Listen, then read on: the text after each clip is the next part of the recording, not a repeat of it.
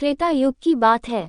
सरयू नदी के किनारे कौशल नाम का एक प्रसिद्ध राज्य था, जहां अज के पुत्र राजा दशरथ राज करते थे। अयोध्या उस राज्य की राजधानी थी। यह नगरी 12 योजन लंबी और 3 योजन चौड़ी थी। नगर के चारों ओर ऊंची चौड़ी दीवारें थीं और उसके बाहर गहरी खाई। दीवार पर सैकड़ों शतघ्नियां तोपें रखी थीं। सहस्रों सैनिक और महारथी नगर की रक्षा में तत्पर रहते थे। नगर के बीचों बीच राजमहल था। राजमहल से 8 सड़कें बराबर दूरी पर परकोटे तक जाती थी। नगर में अनेक उद्यान, सरोवर और क्रीड़ा गृह थे। ऊंची ऊंची अट्टालिकाएं थीं, जिनमें विद्वान, शूरवीर, कलाकार, कारीगर और व्यापारी रहते थे। घर घर में लक्ष्मी का निवास था। बाजार अच्छी से अच्छी वस्तुओं से भरे रहते थे। नगर के लोग स्वस्थ और सदाचारी थे। कुल मर्यादा के अनुसार सभी अपने धर्म का पालन करते थे। सभी जगह शांति, पवित्रता और एकता का वास था। राजा दशरथ बड़े प्रतापी और सदाचारी थे। सगर, रघु, दिलीप आदि अपने पूर्वजों की तरह उनका भी यश चारों ओर फैला हुआ था। 8 सुयोग्य मंत्रियों की सहायता से वे राजकाज चलाते थे। इन मंत्रियों में सुमंत मुख्य थे। मंत्रियों के अतिरिक्त वशिष्ठ, वामदेव, जाबाली आदि राजपुरोहित भी राजा को परामर्श देते थे। इनकी सहायता से राजा सदा प्रजाहित के कार्यों में लगे रहते थे। राजा दशरथ ने बहुत दिन तक राजसुख का भोग किया। उन्हें धन, मान, यश किसी की कमी न थी, पर उन्हें एक दैख था। उनको कोई संतान न थी। जीवन उन्हें सुना सा लगता था। उनकी रानियां कौशल्या, सुमित्रा और कैकेयी भी इस कारण दुखी रहती थी। राजा ने इस विषय में अपने मंत्रियों और पुरोहित से बात की।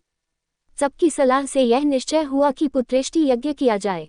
सुमंत ने प्रस्ताव किया कि महान तपस्वी ऋष्यशृंग को यज्ञ का आचार्य बनाया जाए। ये राय सबको पसंद आई। यज्ञ की तैयारियां होने लगी। राजा दशरथ स्वयं ऋष्यशृंग को बुलाने गए।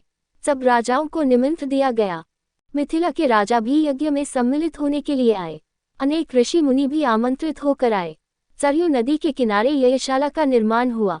ऋष्यशृंग ने शुभ मुहूर्त में यज्ञ प्रारंभ किया। यज्ञ का घोड़ा गया। 1 वर्ष बाद घोड़ा लौटकर आया, तब बड़ी रानी कौशल्या ने उसका तिलक किया। अब वेद मंत्रों की मंगल ध्वनि यज्ञशाला में गूंज उठी। अग्नि में आहुतियां पड़ने लगी। राजा दशरथ ने जब अंतिम आहुति डाली, तो अग्निदेव स्वयं सोने के पात्र में खीर लेकर उनके सामने प्रकट हो गए। ऋष्यशृंग ने अग्निदेव से खीर का पात्र ले लिया और राजा दशरथ को देकर कहा कि यह खीर पुत्रदायक है। अपनी रानियों को इसका सेवन कराइए। खीर लेकर राजा ने उसे सर से लगा लिया। उन्होंने खीर का पात्र कौशल्या को देकर कहा कि तुम सब बांट लो। कौशल्या ने आधी खीर अपने लिए रख लिया, शेष सुमित्रा को दे दी। सुमित्रा ने उस आधे भाग का आधा अपने लिए रखकर शेष कैकेयी को दे दिया। कैकेयी ने उसमें से आधी खीर स्वयं ले ली और आधी सुमित्रा को ही लौटा दी। समय आने पर चैत्र मास के शुक्ल पक्ष की नवमी को बड़ी रानी कौशल्या के गर्भ से श्रीराम ने जन्म लिया। इसी तिथि पर हम आज भी रामनवमी का पर्व मनाते हैं। मंझली रानी सुमित्रा के 2 पुत्र हुए, लक्ष्मण और शत्रुघ्न। कैकेयी के एक पुत्र हुआ, उसका नाम भरत रखा गया। प्रखा ने बड़ी धूमधाम से पुत्रोत्सव मनाया। राजमहल में मंगलाचार होने लगे और स्त्रियां बधाइयां गाने लगी। देवताओं ने फूलों की वर्षा की। अप्सराएं नृत्य करने लगी। राजा और प्रजा के हर्ष का ठिकाना न रहा। चारों राजकुमार बड़े सुंदर थे। धीरे धीरे वे बड़े हुए और साथ साथ खाने खेलने लगे। चरों में बड़ी प्रीति थी। लक्ष्मण राम के साथ अधिक रहते और शत्रुघ्न भरत के साथ। चरों भाई जब अयोध्या की गलियों में खेलने निकलते, तब उन्हें देखकर ठगे से रह जाते।